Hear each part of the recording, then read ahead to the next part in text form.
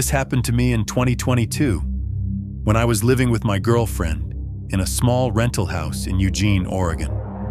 We were both full-time students at the University of Oregon, juggling classes and part-time jobs. It wasn't a great place. The floors creaked, the heater barely worked, and the house sat low on a slightly wooded property. One night, around 2:30 in the morning, I was woken up by this dull, thudding sound. Not loud, but rhythmic. Almost like something bumping softly against wood.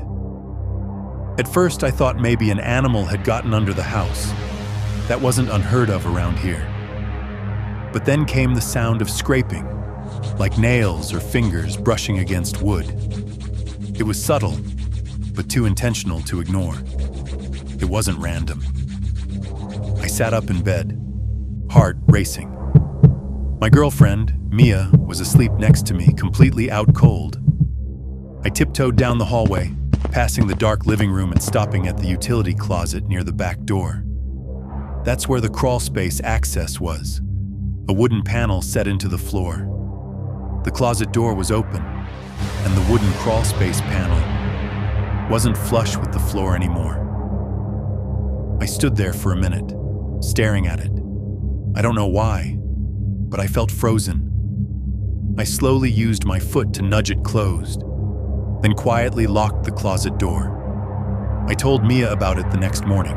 We both brushed it off. Maybe the wind somehow got in. Maybe a raccoon. 3 days later, I came home from class to find the closet door wide open again. I hadn't touched it. Neither had Mia. This time, I grabbed my baseball bat and a flashlight. I opened the panel and shined the light down into the crawl space. At first, I saw dirt, cobwebs, the usual. Then I saw something else. A dirty blanket, candy wrappers, an old water bottle. Someone had been living down there. We called the police immediately. They searched the crawl space and confirmed it. Someone had been staying there, but they were gone. The weirdest part? Next to the blanket, they found a notebook. Inside were notes, sketches. One page just had our names written over and over again. We moved out the next week. The landlord never followed up. We still don't know who that person was or what they were planning. This happened to my friend Jenna in 2018. She had just landed her first full-time job and moved into a small one-bedroom apartment in Fort Worth. It wasn't fancy, but it was her own space. She was proud of it. It was in a gated complex, second floor. Not exactly luxury, but not sketchy either. The kind of place you feel okay living alone in, especially with a deadbolt and a sliding door lock. One night, Jenna got home late. It was a long day. She ordered some Chinese food, put on a Netflix show, and dozed off on the couch around midnight. Nothing unusual. Around 3 a.m., she woke up feeling off. She couldn't explain it. It wasn't a noise, just a feeling. She walked to the kitchen to get a glass of water. As she passed her bedroom, she noticed the door was open. She always left it closed. She looked inside. Everything seemed fine, but her closet door was cracked open too. Her stomach dropped. She slowly approached it. Her dog, a little terrier mix named Bruno, stood in the doorway, staring into the closet and growling softly. He never did that. She turned on the light and looked inside. Nothing. She told herself she was being paranoid. Closed the closet, locked her bedroom door, went back to the couch, and forced herself to sleep. The next morning, while getting ready for work, she noticed something strange behind her laundry basket in the closet. A pair of shoes, not hers. Men's shoes. She backed out of the closet and called the police. When they arrived, they searched the apartment. Inside the closet, hidden behind her clothes, crouched in the corner, was a man. He was in his late 30s, no weapons. But what he had was worse. He was carrying a notebook filled with detailed notes. Times Jenna left for work, what she wore, what time she got home, even where she placed her keys at night. They said he likely got in through the sliding glass door while she was at work and had been hiding for at least 2 days. Jenna broke her lease and moved in with her parents. This one came from a guy named Dylan, who lived with his parents in a quiet suburb outside Scranton. It was a peaceful neighborhood. Lawns were always cut. Neighbors waved. Nothing ever really happened there. One night, Dylan was up late playing video games. It was around 1:15 a.m. He had headphones on but took them off to grab a drink from the kitchen. That's when he heard it.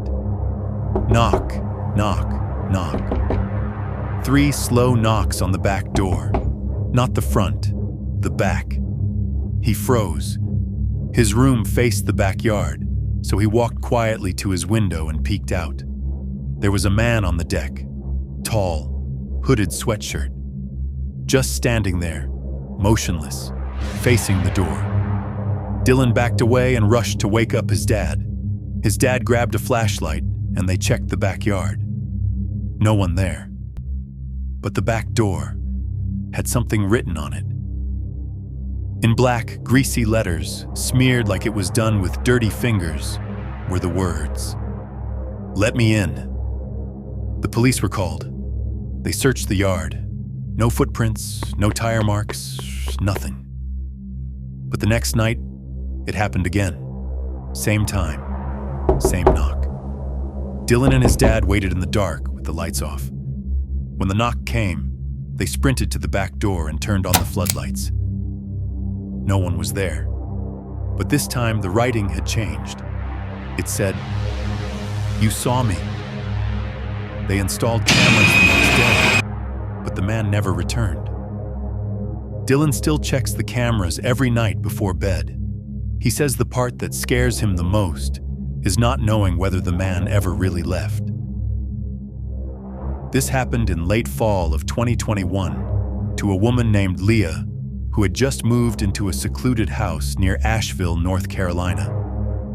She was in her mid-30s, worked remotely as a freelance designer, and had always dreamed of living somewhere peaceful, surrounded by trees, away from the chaos of city life. She'd found a great deal on a cozy, 2-story cabin-style home that backed up to several acres of forest. It was quiet, maybe too quiet. The house had an upper balcony that overlooked the woods. A perfect reading spot, Leah thought. She moved in around mid-October. At first, everything was idyllic. She would wake up to mist rising off the trees, drink coffee on the balcony, and go days without seeing another person. But as November crept in, so did the feeling that she wasn't entirely alone out there. It started subtly. Footprints near the back of the house. Just one set. Deep, like from heavy boots. She brushed it off as a delivery guy or maybe a neighbor passing through. But the next morning, the same prints appeared. Only this time, they were on the side of the house that faced away from the driveway. There was no reason for anyone to be there. And they were fresh. Leah didn't want to seem paranoid. She double-checked her locks. Everything was secure. Then, late one night, she woke up to a soft, creaking sound. Not from inside her room, but above her, from the roof. She thought maybe it was an animal. Raccoons, maybe. But when she stepped outside with a flashlight, she saw nothing. Still, the sound came back the next night, and the next. One morning, she found something deeply unsettling. Muddy boot prints on the railing of her upstairs balcony.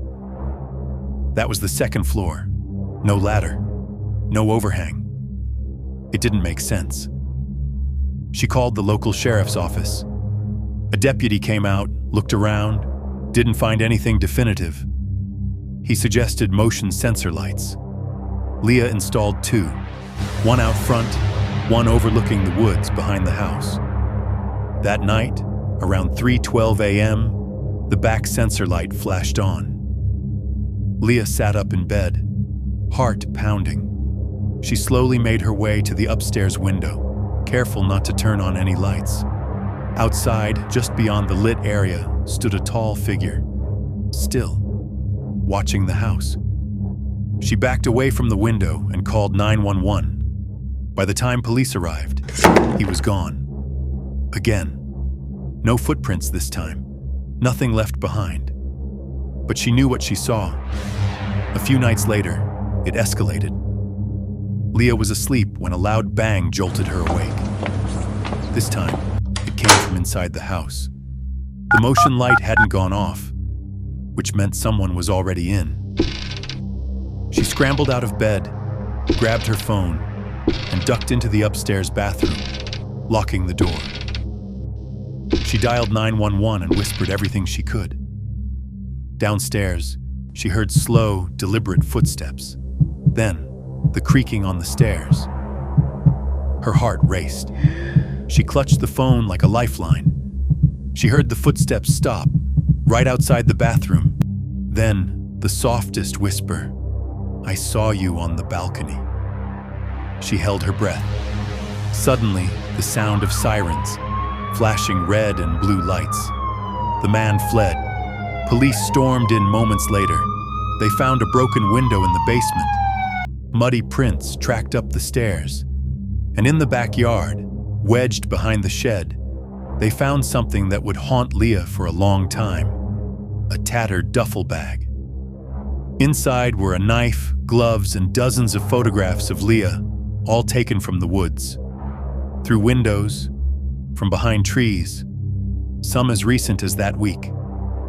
The man was never caught, but Leah never returned to that house. She sold it 6 months later, moved back into the city. She still checks the windows every night, and she hasn't been on a balcony since.